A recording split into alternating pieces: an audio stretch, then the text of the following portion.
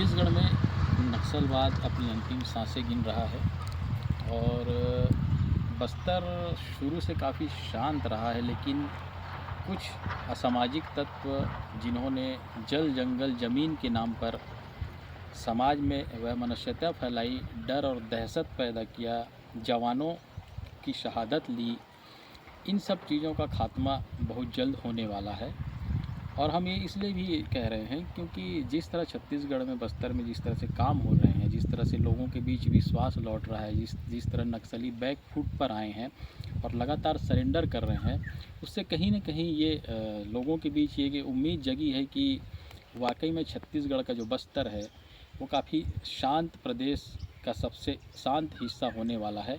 और चूँकि शुरू से जो छत्तीसगढ़ के बाहर या देश के दूसरे राज्यों के जो रहने वाले लोग हैं,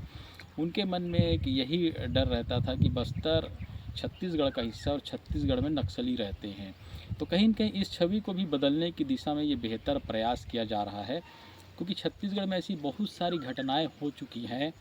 जो कहीं न कहीं देश के माथे पर, न सिर्फ राज्य बल्कि देश के माथे पर बड़ा कलंक साबित हुआ है।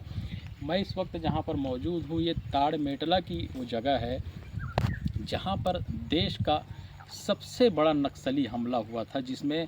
हमारे देश के 76 जवानों की शहादत हुई थी। उसमें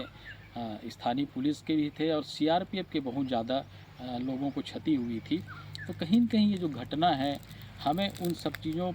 पर सोचने के लिए मजबूर करती है कि आखिर ये नक्सली क्यों इस तरह से उग्र होते हैं। क्योंकि छत्तीसगढ़ में ऐसी एकमात्र घटना नहीं है। इस रोड पे आप देखेंगे बुरकापाल जैसी जगह, जहाँ पर सड़क पे पुल के पास 25 जवानों की शहादत हुई थी, नक्सलियों ने चारों तरफ से गोली बरसाई थी, वो भी एक बहुत बड़ी घटना थी। तो चूँकि ये जो जगरगुंडा मार्ग है दोरनापाल से, काफ़ी लोगों की शहादत इस सड़क पर हुई है। और हमें ये लगता है कि पूरे बस्तर में एक इतिहास के रूप में यदि देखें तो कम से कम 1300 से ज़्यादा पुलिस जवानों की, जिसमें फ़ोर्स के जवान भी हैं, उनकी शहादत हुई है। तो इस शहादत के लिए असली यदि श्रद्धांजलि होगी तो यही होगी कि बस्तर में शांति वापस लौटे। और कहीं न कहीं ये बहुत बड़ी सफलता होगी और छत्तीसगढ़ के इतिहास के लिए बहुत स्वर्णिम दिन होगा,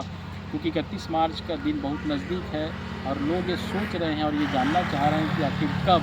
सरकार बस्तर को नक्सल मुक्त घोषित करेगी। क्योंकि निश्चित तौर पर जो जितने भी बड़े कैडर के जो नक्सली हैं, या तो वो मारे जा चुके हैं या फिर सरेंडर कर चुके हैं। तो कहीं न कहीं छत्तीसगढ़ की, बस्तर की शांत फिजा में ये बहुत सुखद अनुभूति वाली खबर है कि छत्तीसगढ़ से नक्सलवाद का जो दंश है वो समाप्त होने वाला है।